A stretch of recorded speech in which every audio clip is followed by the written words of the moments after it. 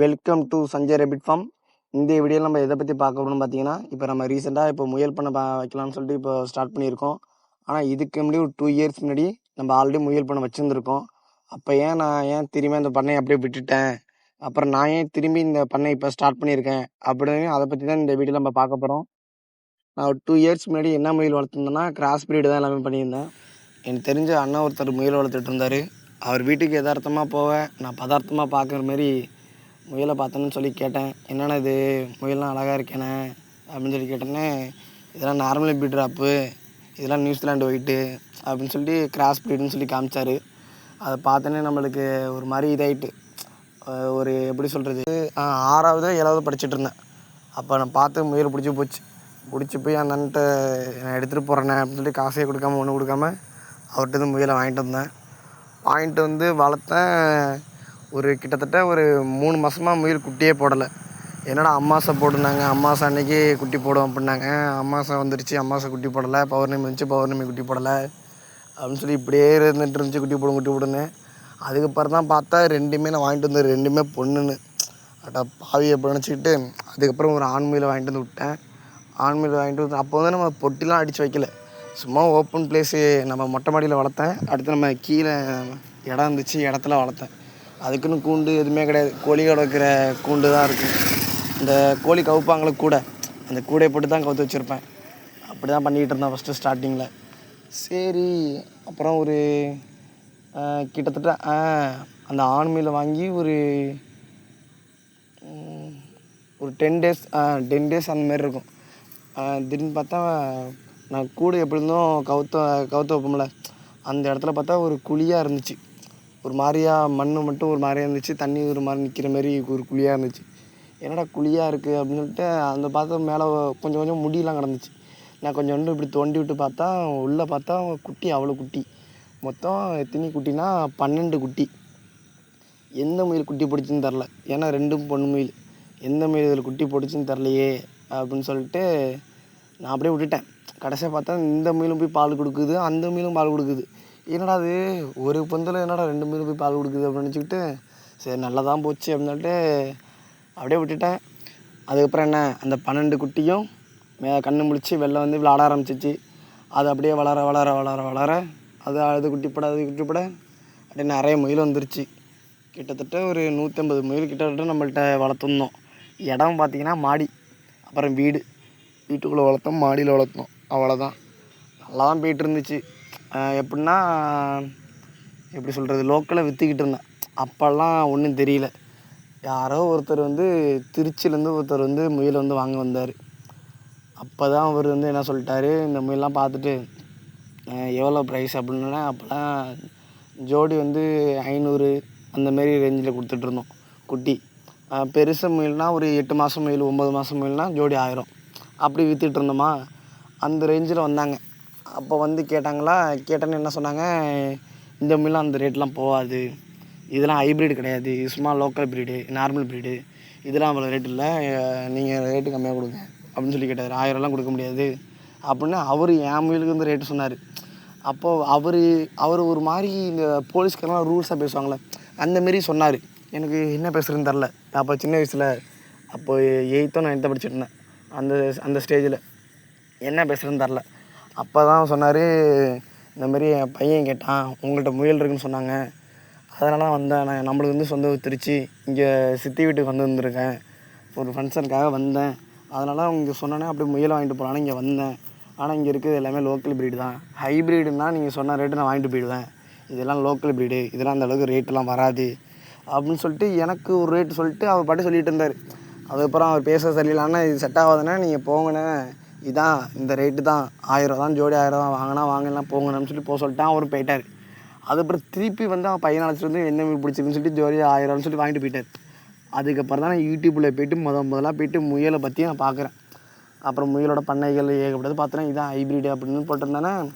அங்கே சுற்றி நம்ம லோக்கல் எங்கேயாச்சும் பார்க்கணும்னு சொல்லிட்டு கும்பகோணத்தில் பார்த்தேன். கும்பகோணத்தில் ஒருத்தர் வளர்த்துருந்தார். அப்போ வந்து அவர் சேல்ஸுன்னு சொல்லி போட்டிருந்தார்.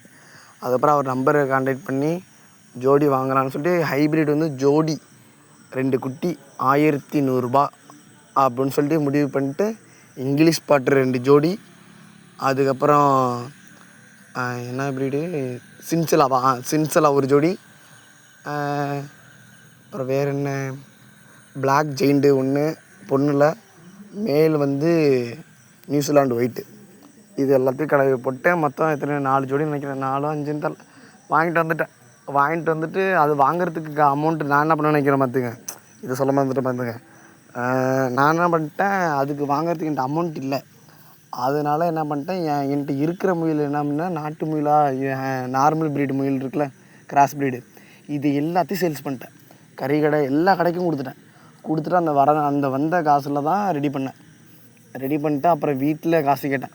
வீட்டில் எங்கள் அம்மா 5000 கொடுத்தாங்க. அந்த 5000 வச்சு சின்ன ஒரு கொட்டை மாரி போட்டு அதுக்கப்புறம் தான் முயலுக்கு முதல்ல பொட்டை அடித்தேங்க. நல்லா பெரிய குண்டாக ஒரு குண்டு அடித்தேன். ஒரு யூனிட் வளர்க்குற மாரி வளர்த்தேன். அந்த பொட்டி அடிச்சுட்டு அதில் வளர்க்க ஆரம்பித்து நல்லா தான் வளர்ந்துச்சு. ஒரு 3 மந்த்லேயே நல்லா 2.5 கிலோ 3.5 கிலோ நல்லா குழுன்னு நல்லா வந்துருச்சு. அதுக்கு அடல் தின்னும் அதெல்லாம் போட்டு நல்லா மனக்கட்டிட்டு பார்த்துக்க ஆரம்பிச்சிட்டேன். வேறு வழியில் இல்லை, மொத்த காசு இதில் போட்டேன். இதில் எடுத்தாகணுமே அப்படின்னு சொல்லி குட்டி, ரொம்ப குட்டி, ஆமாம் ரொம்ப குட்டி, 1 மாதம் குட்டி. அதை வளர பொத்தி பார்த்தேன். வளர்ந்துச்சு நல்லா. வளர்ந்த உடனே இந்த முயலுக்கு நட்டு காதில் ஒரு மாதிரி பனியாக ஒரு மாதிரி நோய் மாரி ஒன்று வந்துருச்சு. சொறி பிடிச்ச நோய் மாரி காது. அப்புறம் வந்து வெடுப்பாக வந்துட்டு, என்னடா இது புதுசாக வந்திருக்கு அப்படின்ட்டு அப்புறம் போய்ட்டு யூடியூப்பில் பார்த்தா, யூடியூப்பில் போட்டிருக்கு இந்த மாதிரி அது முயலுக்கு ஹைப்ரிட் முயலுக்குலாம் வரும், நம்ம தான் பார்த்துக்கணும் அப்படின்னு சொல்லி போட்டுட்டாங்க. அப்புறம் இங்கிலீஷ் மருந்து அதுக்காக வாங்கி போடணுமா, சரி ரைட்டு அப்படின்னு சொல்லி இங்கிலீஷ் மருந்து வாங்கி போட்டோம். அதுக்கு அந்தாண்ட வந்து அந்த முயலுக்கு வந்து அடுத்து காலில் ஒரு மாதிரி பத்தாக ஒரு மாதிரி கொட்ட ஆரம்பிச்சிச்சு, பனியாக வெள்ளையாக. அது அப்புறம் பார்த்தா உடம்பு ஃபுல்லாக முதுகு சைடில் அப்படியே பனியாக பண்ணிட்டு அந்த சைடில் முடியெலாம் கொட்ட ஆரம்பிச்சிச்சு. இது என்னடா புதுசாக வருது, எனக்கு பயங்கர ஷாக்காகிட்டு. ஏன்னா நான் ஃபஸ்ட்டு கிராஸ் ப்ரீட் வளர்த்தேன். அந்த முயலுக்கு ஒரு நோயும் வந்தது கிடையாது. அதுக்கு வர்றதுலாம் இந்த மட்டும் தான், இந்த ரெட் கலர் யூரின் போகும். கழிச்சல் கூட நம்ம முயலுக்கு வராது, ரெட் கலர் யூரின் போகும், அவ்வளோதான். அதுக்கு வந்து தென்னை மரம் அந்த குருத்து அந்த தேங்காய் இருக்குல்ல, அந்த தேங்காயும் அந்த ஓலையும் போடுவோம், சரியாயிடும். மற்றபடி வாரத்தில் வேணாலும் வேப்பிலை போடுவோம், சரியாயிடும். ஆனால் இந்த முயலுக்கு என்னென்னமோ வருது. நம்ம மருந்து கொடுத்தோன்னு வச்சுக்கோங்க, நாட்டு மருந்து கொடுத்தோன்னு வச்சுக்கோங்க, வேலைக்காகுது, முயல் இறந்துடும் அப்படின்ட்டாங்க. அதை நானும் கொடுத்து பார்த்தேன், ட்ரை பண்ணி பார்த்தேன், சரியாகலை. அதுக்கப்புறம் பார்த்தா சரி இங்கிலீஷ் மருந்து தான் போடணும்னு சொல்லிட்டு அதுக்கு ஏதோ மருந்து சொன்னாங்க, நல்லா பெரிய பாட்டில். அதுக்காக மருந்து வாங்கிட்டுலாம் நடந்துக்கிட்டு அது சரி பண்ணிட்டு கிடந்தேன். ஒன்றா பார்த்தேன். அப்புறம் பார்த்தா திடீர்னு ஒரு முயல் குட்டி போட்டு அந்த முயல் வளர்ந்த உடனே அடுத்தது தலை சுற்றி நோய். டக்குன்னு அப்படி தலை இப்படி திருப்பிட்டு அப்படி செத்து போயிட்டு, என்னடா இது, நம்ம கிராஸ் ப்ரீடு வளர்த்தப்போ ஒரு முயல் கூட இப்படி பார்த்தது இல்லையே, இந்த முயலோட செத்துக்கிட்டே இருக்கே அப்போ நினச்சிக்கிட்டு, சரி விடு எப்படியாவது பார்த்துப்போம், வேறு வழியில் நம்ம தான் பார்த்துக்கணும் அப்படின்ட்டு கண்ணு கருத்துமாக பார்த்துக்கிட்டு இருந்தேன். வளர ஒரு முயலுக்கு ஒரு நோய். அதுக்கப்புறம் அந்த ஸ்டேஜில் வீட்லேயும் காசு வாங்க நேரம். ஏன்னா முன்னாடியே அந்த முயலை விற்று ஏதாச்சும் லாபம் வந்துட்டு இருந்துச்சு.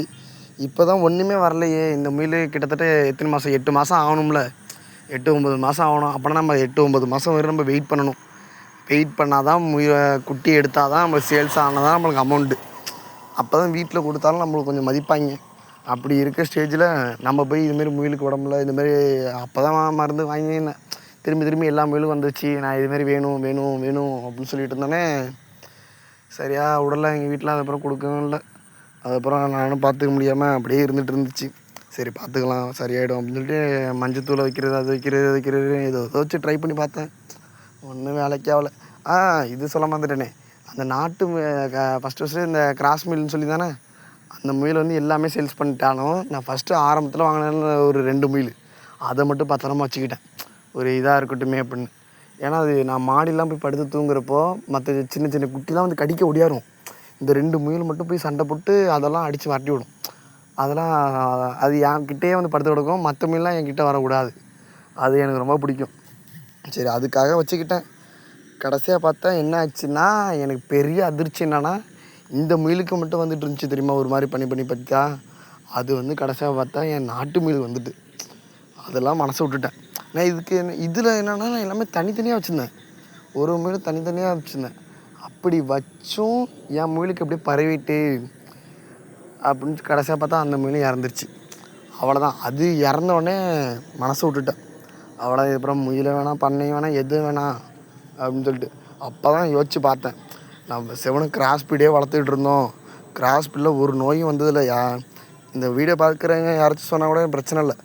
ஏன்னா நான் வளர்த்த அனுபவத்தை நான் சொல்லிகிட்டு இருக்கேன். கேட்டால் நிறைய பேர் கேட்டால் சொல்லுவாங்க, அதனால் ஹைப்ரிட்லாம் வளர்த்திங்கன்னா இவ்வளோ இதெல்லாம் விற்கலாம், அவ்வளோ இது போகலாம் அப்படின்னு. தாராளமாக விற்கலாம்னா ஒத்துக்கிறேன்னா அதுக்கான வாங்குகிற ஆள் நம்ம ஊருக்குள்ளே வேணும். நம்ம ஊர் சைடில் கிராஸ் பீடே போதும். ஏன்னு கேளுங்களேன், ஒரு ஹைப்ரிட் வளர்க்குறோன்னு வச்சுக்கேன், கண்டிப்பாக அதுக்கு எதுவும் வரும். அதுக்கு நம்ம செலவு பண்ணணும், அதுக்கு போடணும் தீனி ஏ டு ஜெட் நிறையா இருக்குது ஹைப்ரிட்டில். ஆனால் நாட்டு முயலுக்கு கிராஸ் ப்ரீடு முயலுக்கு அந்த இதே கிடையாது. எனக்கு தெரிஞ்சு கிராஸ் ப்ரீடு முயலுக்கு அந்தளவுக்கு நோயும் வந்ததில்லை, எதுவும் வந்ததில்லை.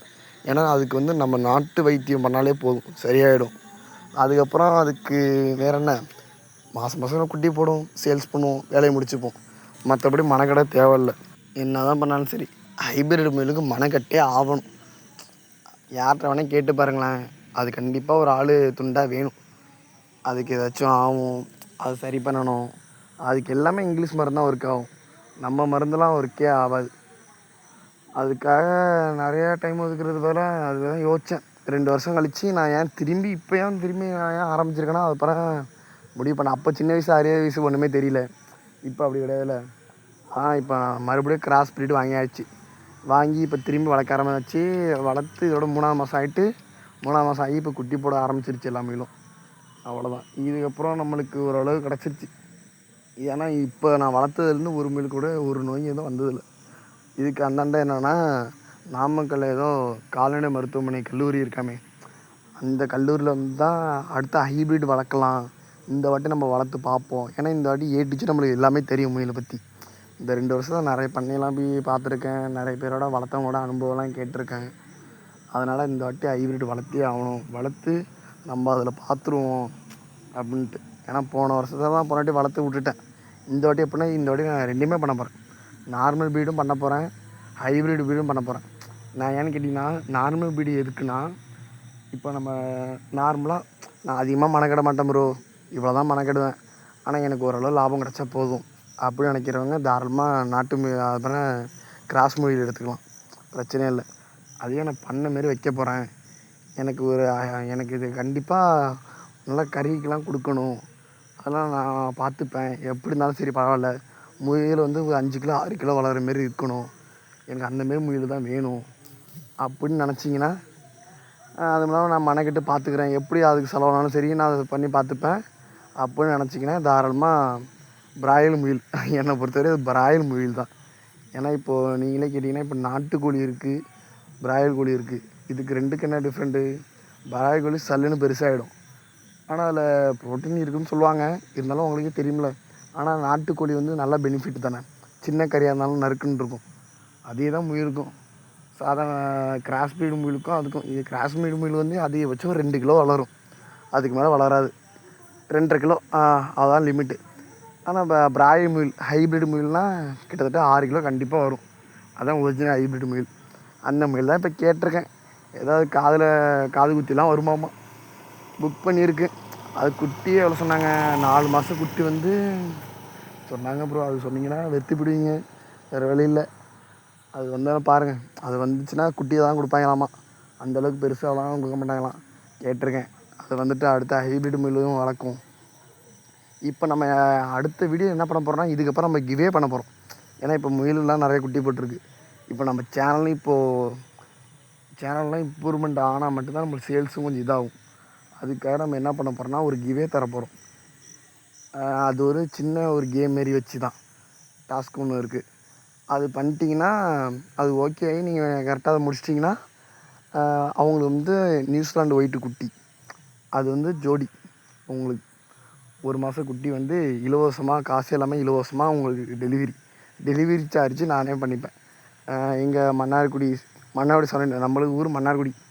உங்களுக்கு நம்ம ஊர்லேருந்து எங்கெங்கே ட்ரான்ஸ்ஃபர் பண்ணலாம், தஞ்சாவூர், திருச்சி, ஈரோடு, சேலம், சென்னை, ஆமாம். அப்புறம் வேறு என்ன பஸ் இருக்கும், கோயம்புத்தூர். இங்கே உள்ளவங்களெல்லாம் தாராளமாக நம்ம முயல் கொடுத்து விடலாம். அதனால் உங்களுக்கு யாரெல்லாம் கிவே பண்ணணும், உங்களுக்கு ஃப்ரீயாக ஒரு முயல் வேணும் அப்படின்னு நினச்சிங்கன்னா, தாராளமாக அந்த கேமில் ஜாயின் பண்ணி விளாடுங்க. ஓகே ப்ரோ, அடுத்த வீடியோ பார்க்கலாம். Thank you all.